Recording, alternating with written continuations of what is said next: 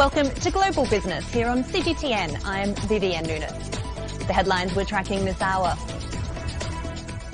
Improving supply. The China International Supply Chain Expo opens in Beijing, aiming to boost industrial integration and spur new ideas. Streamlining the process, the Ministry of Commerce announces a range of measures to make investing in China easier for foreigners. And holiday boom. A domestic spending surge for China during the three-day Dragon Boat Festival. Let's take a quick look at the Chinese mainland markets now, where equities rallied on Monday with progress made on the peace deal front. The Shanghai Composite rose 1.7% and the Shenzhen Component advanced more than 2%, while the Chinext index jumped 2.5%. Now a look at how regional markets performed and how Wall Street closed last Friday.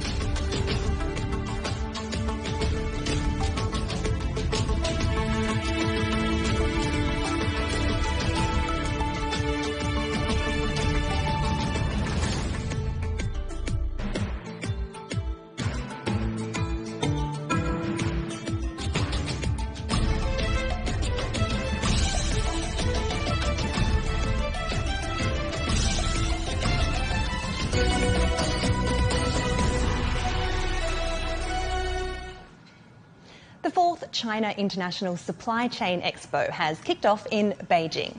Under the theme of Connecting the World for a Shared Future, the five-day event features 6 major supply chain exhibitions and a supply chain services zone. Our reporter He Jingyi has the latest. I'm here at the China International Exhibition Center in Beijing's Shunyi district, where the 4th China International Supply Chain Expo is officially underway. This year's expo comes as 2026 marks the APEC China year. And just before the opening, the 2026 APEC China CEO Forum was held in Beijing yesterday, bringing together business leaders from across the region.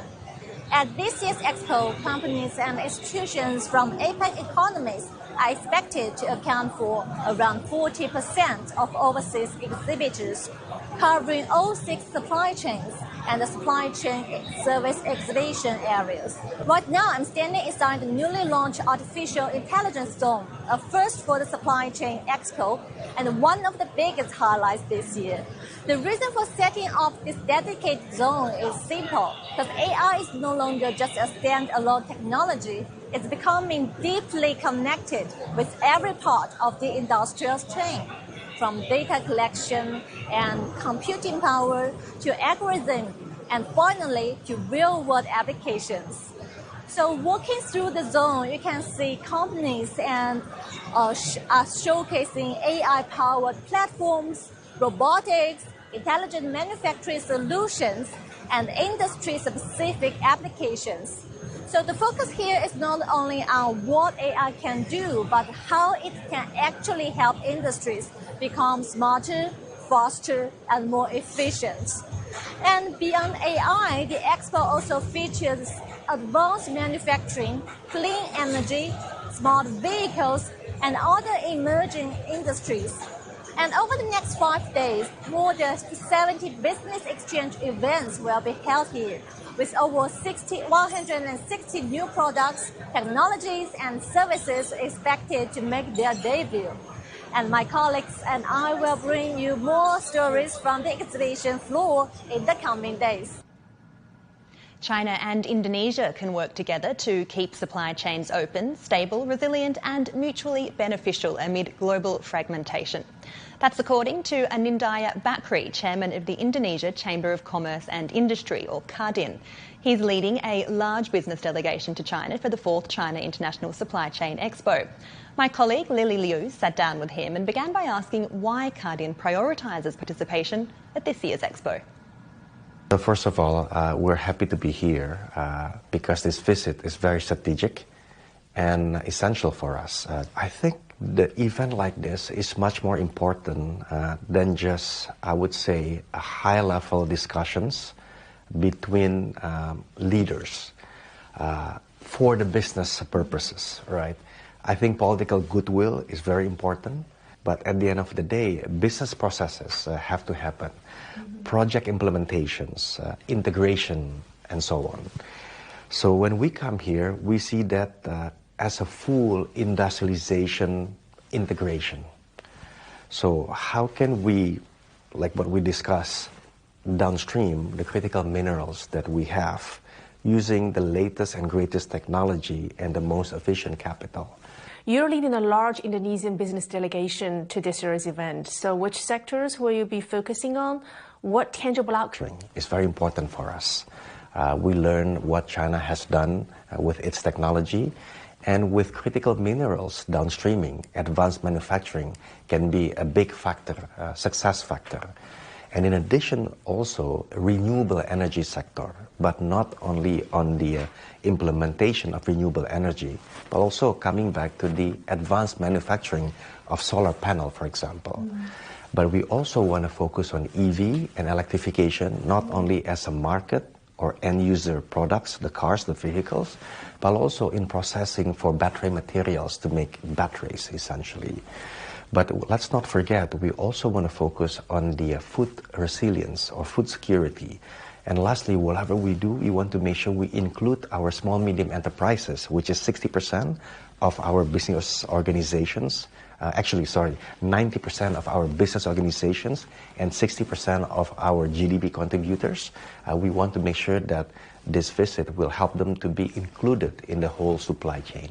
You're talking about small and medium-sized enterprises. So how does Cutting plan to leverage the CISE to build more sustainable supply chains between small and medium-sized enterprises between China and Indonesia? To give you some number, about pretty much 60 million micro, small, medium enterprises contribute to the Indonesian economy.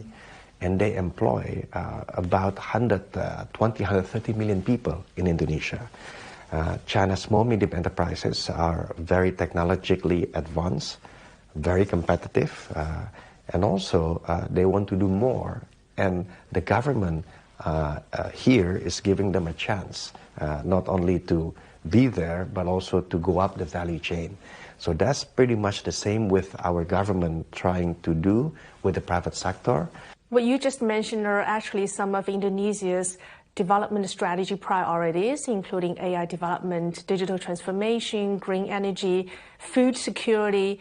So how do Chinese technologies, Chinese capitals, and China's industrial capacity help Indonesia to achieve your goals under the Belt and Road framework? China has already started with the Belt and Road initiative since, I would say, actively in the last 15, 20 years. Indonesia is the biggest country in ASEAN. It can be a hub for certainly natural resources, but also industrialization as a whole, but also technology application. Most importantly is how Indonesia and China can strengthen not only bigger trade, but also much more value creation together. Because Indonesia has all the ingredients and China has the experience, technology, capital, and so forth. Plus, I think China and Indonesia can contribute a lot to the world to have much more resilient, sustainable, and transparent supply chain. That's why I'm here. I want to make sure that from the conversation to become collaboration, and also later on real implementations at the upstream, midstream, downstream. Well, for more now on the pressures facing global supply chains and how firms are responding, we're joined by Wang Yaojing, Assistant Professor in Economics at Peking University. Thanks so much for making time to speak to Global Business this afternoon. Now, this expo is in its fourth year, and during that time we've seen a huge amount of unpredictability in global supply chains, particularly in areas such as energy. How have firms changed their approach to supply chain management over that time? Well, thank you for having me, Vivian. So for decades, the supply chain's goal was to keep inventory as low as possible to free up working capital. But now organizations are holding higher buffer stocks of imported raw materials or critical components to absorb certain delays or disruptions. And firms are structurally shifting from this just-in-time model to just-in-case model, which is all about managing risk and protecting business continuity. So many firms are diversifying their supplier base, building redundancy into critical parts of their supply chains, and in some cases relocating production closer to key markets. This may raise costs in the short run, but firms view it as an investment in long-term stability. So I think the biggest change is that supply chains are no longer viewed simply as an operation issue. They have become a strategic issue, and supply chain decisions increasingly being discussed in the boardroom. Is that the same at the national level then? How have governments responded to the pressures that we've seen, such as those energy crises in Europe, in the Middle East, as well as those unpredictable trade policies from the US? Have they encouraged firms to prioritise shorter or more diverse supply chains, especially in key industries that people really rely on? Well, yes, governments have responded quite dramatically over the past few years. One of the biggest changes is that supply chains are being viewed as a national security issue and not just economic efficiency. A good example is Europe's response to the disruption of Russian natural gas supplies. So governments encourage firms and utilities to diversify their energy sources, like sign contracts with alternative suppliers. And the EU is also forcing large multinational corporations to undergo mandatory supply chain audits and stress tests every 2 years. So in general, governments are actively intervening using a mix of carrot, like massive financial subsidies, and also stick, like strict legal mandates, but to force firms to shorten or diversify the supply networks. And what has been China's role here? By staging this expo, China's really putting supply chain issues in focus. What's the goal here? But China's objective is somewhat different from that of many other major economies. So while some countries have focused on making supply chains shorter or more diverse or even concentrated, China is emphasizing the importance of keeping the global supply chains open, connected, and stable. So from the Chinese perspective, there are three key goals, I think. First one is to demonstrate China's role as a reliable participant in the global supply chain and reassure the international businesses about the country's manufacturing and logistic capabilities. And second, China is to want to promote these cooperations in emerging sectors, such as advanced manufacturing or digital technologies. And third, to advocate for more diversified and interconnected global supply chain system rather than fragmented by geopolitical tensions. So in that sense, the expo is not only like a trade event, it's also a platform to China to communicate its vision of economic globalization. Always good to talk to you. Thank you very much. Wang Yao Yingzhe, Assistant Professor in Economics at Peking University. Business leaders and top government officials met in Beijing on Sunday for the APEC China CEO Forum. Participants agreed that cooperation in digital innovation is vital not only for expanding markets across the Asia-Pacific region, but also for enhancing human productivity and overall well-being. He Jingyi has the details. Gathering under the theme of openness, connectivity, synergy, linking the Asia-Pacific for a shared future, attendees at this year's APEC China CEO Forum are placing digital transformation at the center of the agenda. The consensus here is clear. Innovation is no longer just an option, but the primary catalyst for the next phase of Asia-Pacific growth. I believe the digital technology and transformation is going to be absolutely critical to wider economic development because it's helping us all create efficiencies and move much faster in every single industry. This drive for hyper-efficiency is fully backed by macroeconomic data. According to the APEC Policy Support Unit, the region's digital trade volume is projected to reach a staggering $19.7 trillion in 2026. This dynamic growth means the Asia-Pacific now commands over 51% of the global digital trade market. I think digital innovation is really key because what digital trade allows us to do is to make trade much more accessible to businesses of all sides. However, expanding market access is only the first step. To sustain this multi-trillion-dollar growth, the focus of the region's industry leaders is shifting inward, upgrading the underlying industrial infrastructure through artificial intelligence. AI has already permeated every aspect of corporate operations. It did not emerge out of nowhere. Over the past several years, companies have built digital systems, and that efficient digital infrastructure is the foundation for adopting AI applications. Yet, technology is not developed for its own sake. For financial and corporate leaders at the forum, the ultimate metric of success for any digital infrastructure is its ability to serve applications and generate real economic returns for society. Technology is ultimately application-driven. Without application, there is no real dividend from technology. Technology is not about technology for its own sake. It is about improving human well-being, increasing productivity, and ultimately enabling effective value creation. Standing here at APEC China's CEO Forum, it's clear that digital innovation is a shared priority for businesses across Asia Pacific.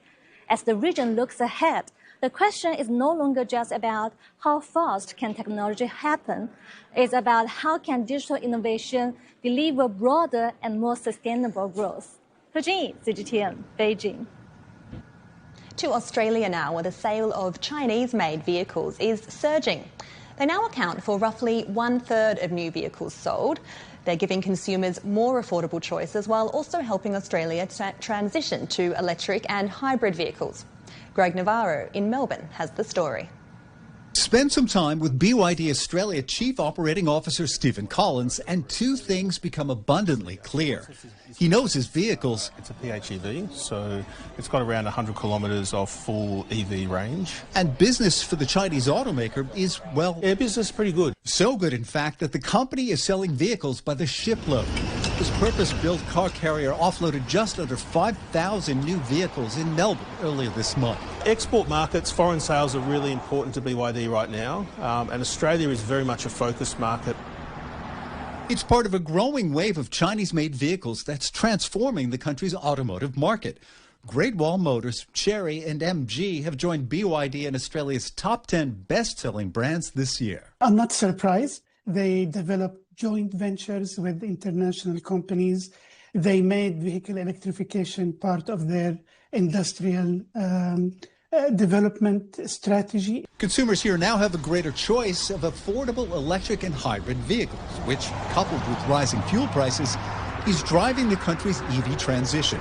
In May, 1 out of every 2 vehicles sold in Australia was either electric or hybrid. All of this is quite remarkable in a country that just a couple of years ago was considered by automakers to be a dumping ground for petrol-based vehicles because of a lack of any real emission standards. That changed last year when the government's new vehicle efficiency standards came into effect. They have started to encourage the car dealers to import more variety of better fuel consumption, lower emission vehicles. Australia is a highly attractive market for Chinese automakers with no trade barriers and no local auto manufacturing to protect. The two countries are also deeply connected in the global electric vehicle supply chain.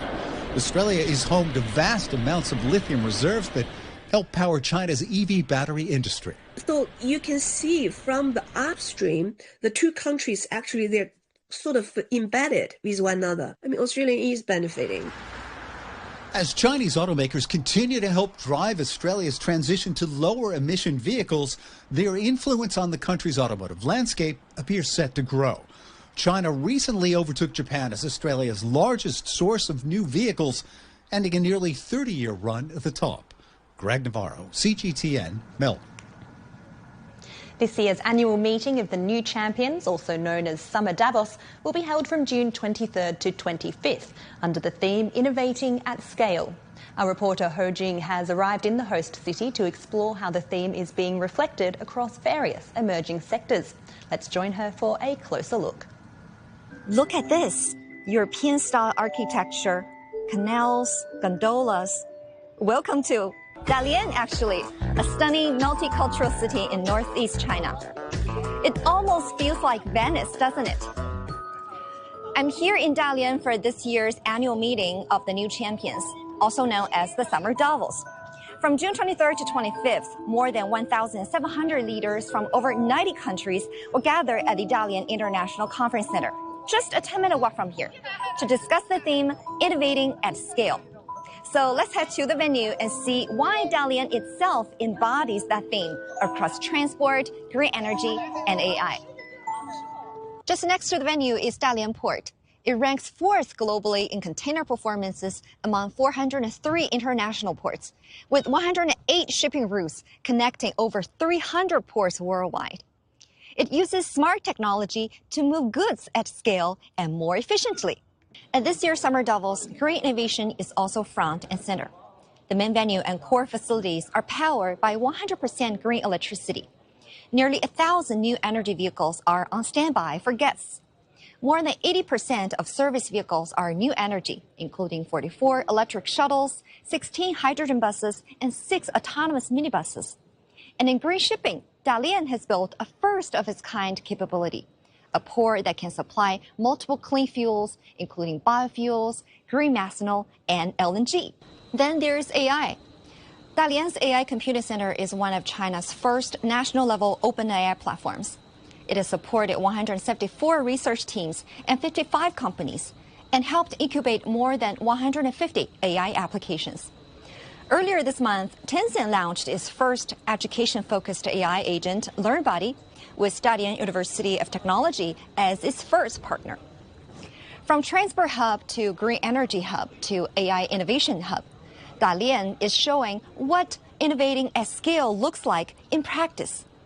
And that is why Summer Davos keeps coming back here.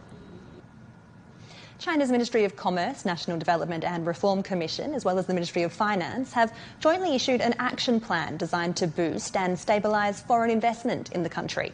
The plan aims to boost foreign investment through multiple measures, including expanding market access for foreign firms in the services, finance and healthcare sectors. It also streamlines administrative procedures for foreign investment and strengthens the service guarantee framework. Additionally, the plan ensures that foreign-funded enterprises can fully participate in government procurement and consumer stimulus programs while gaining greater access to risk management tools and tax incentives. China says it's not only keeping the door wide open, it is ensuring that foreign businesses can compete, expand and invest in higher value sectors. China's Ministry of Commerce has added 10 US entities to its export control list. Under the measures, exporters are prohibited from supplying dual-use items to the listed entities. Dual-use items have both civilian and military applications. Organisations and individuals in any country or region are also barred from transferring or providing China-origin dual-use items to the listed companies. Existing export activities involving the entities must be halted immediately.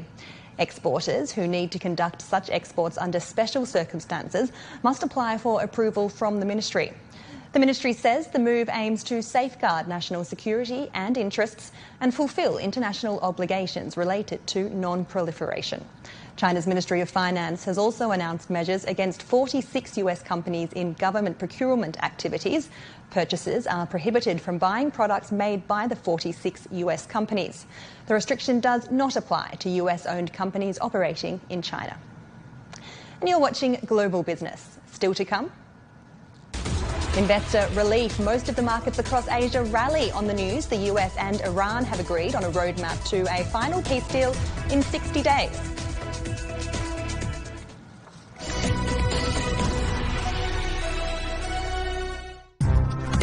Supply chains.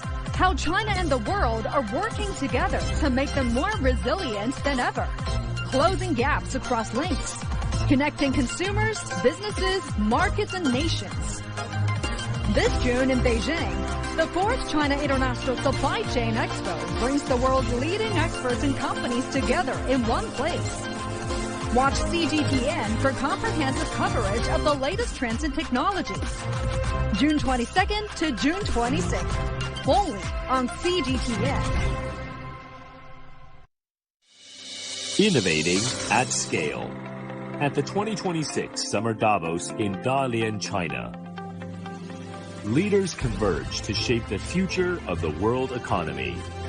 From trade routes redrawn and industries reinvented, to AI that must deliver more than promises, and clean energy rewriting the rules of competitiveness. We're there to bring you the voices driving global change. Join CGTN in Dalian for special coverage of Summer Davos 2026.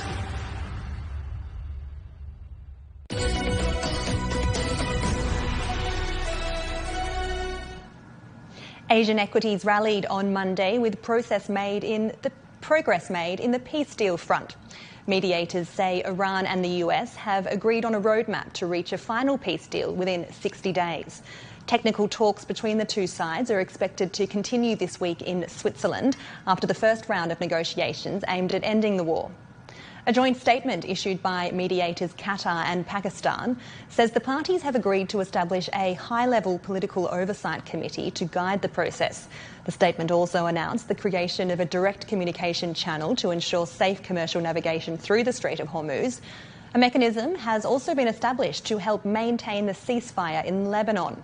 Iranian Foreign Minister Sayed Abbas Araghchi says sanctions on oil and petrochemical exports are waived. The blockade has ended, frozen assets are partially released, and a large reconstruction program has started. Well, despite the positive tone of the joint statement, the Iranian delegation reportedly left Sunday's negotiations over US President Donald Trump's threat to launch further strikes. Iran's top negotiator Mohammad Bagher Ghalibaf said the US should be careful about its comments and Iran's armed forces are ready to respond. Trump's comments come after Iran said it had again closed the Strait of Hormuz, claiming Washington had failed to meet its commitment to halt fighting in Lebanon. Philip Crowther with the Associated Press reports from Zurich.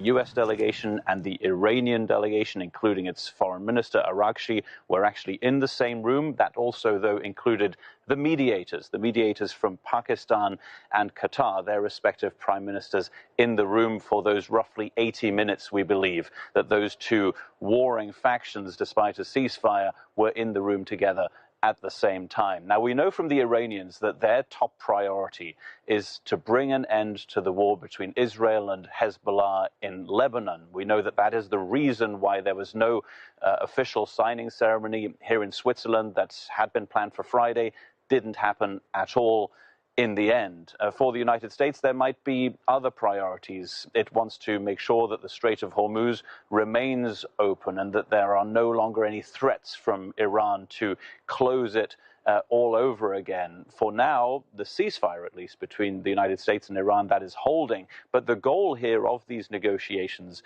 is to turn that memorandum of understanding that all parties signed into a lasting peace, into a lasting agreement. And the biggest part thereof is going to be discussions on Iran's nuclear program. Somehow these two parties, the United States and Iran, want to get to a solution for Iran's nuclear program that is satisfactory to both parties. And they want to do this in a very, very short time frame indeed. They're giving themselves 60 days that could be extended, of course, at some point. But compare how long it took to get the nuclear deal with Iran off the ground during the Obama administration, the JCPOA as it is called. That took a year and a half of negotiations. This time, they're giving themselves 60 days.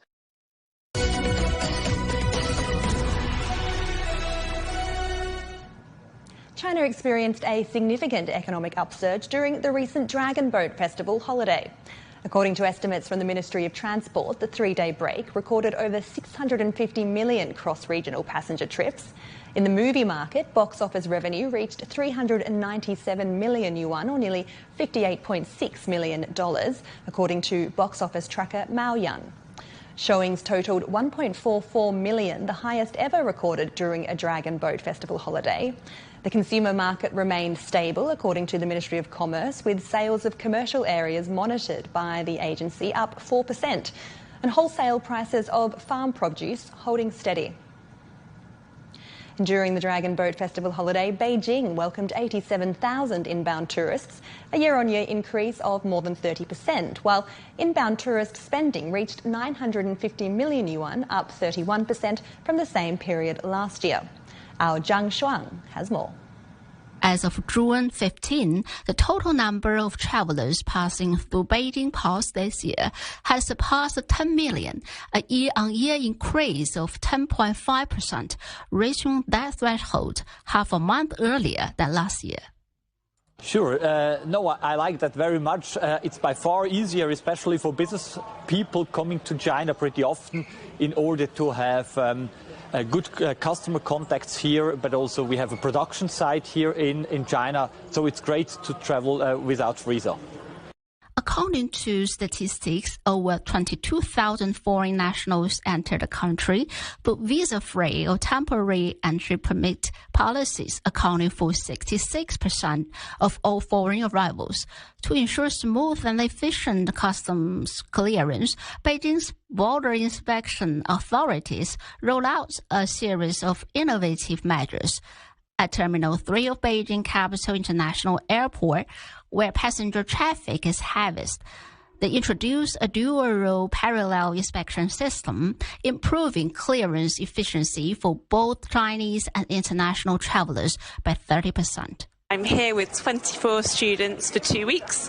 So it's a 2-week program, really excited to learn about Chinese culture and traditions, to hopefully meet new people, see new sites, and experience what China has to offer on a short-term basis.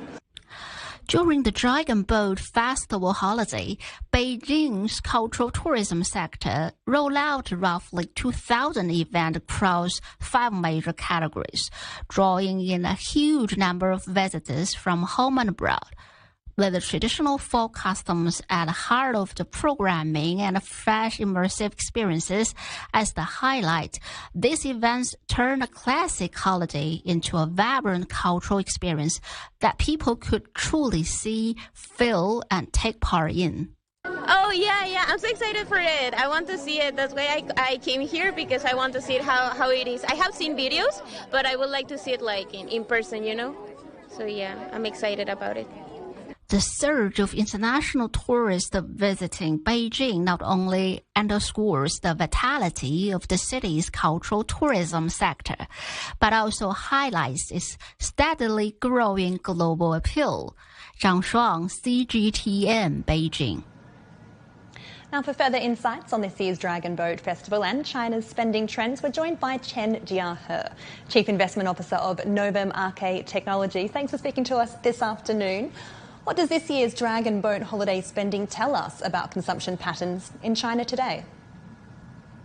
Well, there are so many things that we can witness in the consumption that has happened in the Dragon Boat holiday this year. First of all, there has been increasing of overall consumption in China. Various data has shown us that the consumption has been increasing in almost all aspects, including things like local consumption, tourism, technology-related consumption, consumption that was made with elements of traditional culture, inbound tourism, all sorts of things. If we look into details, we can see many factors that are now playing important roles in China's domestic consumption. For example, technology has been a rising element. More and more high-tech products have been used in the consumption pattern, and this has been relating with other subsectors of consumption. For example, when we look at tourism, a lot of robots have been used in attracting tourists in many local markets. And when tourists are seeking advices about visiting a local city, a lot of AI programs have been helping efficiently. Also, Chinese culture has become an increasingly important thing. All these details are showing us an increasing consumption market in China's economy today. And we talk a lot about the shift to a more experience-led economy. Has there been new trends emerging in terms of experiences over this recent holiday period? Yes, definitely. There has been a lot of emerging consumption that are relating with experience rather than the consumption of very basic items like how much things you have been eating, has the air conditioner in the room been cold enough, these kinds of things. But people are now looking toward more experience-led consumption, which is more relating with things like culture, tourism, entertainment, filming, sports, all sorts of things. For example, when we look at this Dragon Boat Festival, definitely the holding of Dragon Boat competitions in many cities in China have attracted a huge amount of tourists. They have been taking the headlines of local medias and online platforms. A lot of tourism-related consumption has been brought up by the Dragon Boat competitions. And if we look into details of these competitions, winning is not the most important thing. The most important thing is having fun or making people feel entertained. And some Dragon Boat teams have been performing really awful, but the performance has been fulfilled with a lot of happy experience, like they crashed into the other Dragon Boats and caused a lot of randomness for the competition. And that has brought happiness for many tourists. This is a very interesting phenomenon of the development of China's consumption economy. Yeah, we've got a package about that dragon boat racing in just a second, but there was a notable rise in foreign tourists coming to China during the dragon boat holiday, and their spending was significantly up on a yearly basis. Is there a growing interest, do you think, in cultural events in China beyond the Spring Festival, which we know is already a big draw for foreigners? Yes, of course. China has a huge amount of culture in many different local regions, and the Spring Festival is clearly not the only point that can attract people who have not been living in China. For example, this Dragon Boat Festival has been attracting a lot of tourists with a Dragon Boat competition that have been held in many cities in China. And beyond this, there are many elements. If you look into details, you can see quite a lot of interesting things. For example, the kiting in Weifang city has been attracting a lot of foreign visitors in recent years. And the Yingge dance in Chaoshan area is also a famous event. And also the daily events can be interesting. Actually, when I was practicing my Tai Chi pattern yesterday, there have been some foreigners who visited Hainan watching me for quite a while. I think that was pretty interesting for them. And one very important thing for these elements is that they, with the development of social media, when many foreign visitors are witnessing these very interesting traditional events in China, these videos are posted on social media, so they're watched by more people around the world. This, I think, is a very important force for pushing forward the tourism industry in China. Thank you for all those thoughts. As always, Chen Jia He joining us there from Hainan. And let's take a look at some of that dragon boat racing now that we've been talking about. This year, the Jinji Lake Dragon Boat Race in Suzhou attracted foreign participants from 13 countries, including the Swiss International Dragon Boat Team. CGTN reporter Juju brings us their story. Many may assume dragon boat racing are mainly for men. Well, I didn't expect such a surprise here in Suzhou. The team was originally called the Banyangzi team in 2013, named after a famous Chinese legend of the white snake. The organizer from Jinji Race asked us, could you form a girls' team? We had no clue what we did. The trainer always went like, boo, boo, boo, boo, boo. We all really liked it. 3 years ago, as more male members joined, they changed their name to the Swiss International Dragon Boat Team, as the founder is from Switzerland. Today, the team has 30 members from 17 countries. Currently, we have a lot of South Africans. We also have France, we have Germany, we have Poland, we have US, we have Canada, we have Serbia, France. Probably even more countries. Wow, that would be great. One South African on the team even got her 14-year-old daughter involved. And it brings people together from regardless of who you are, where you come from. It brings people from all across China, all across the world together. Especially around this time of the year, Dragon Boat Festival, to experience it as a foreigner here, you know, it's incredible. The bonds formed on dragon boat racing go beyond the water. They even helped save a Chinese boy from blood cancer in 2013. I met him literally one day before Jinji Race. So we did a big campaign. We were selling shampoos on the street. Altogether, we raised about 230,000. Otherwise, he would have died. 4 international teams are competing in this year's Jinji Lake Dragon Boat Race, with participants from 13 countries. For many, it's more than a race. It's a bridge connecting the world. Zhuzhou, CGTN, Suzhou, Jiangsu Province. And that brings us to an end of this edition of Global Business. I'm Vivian Nunes in Beijing. Thanks for watching.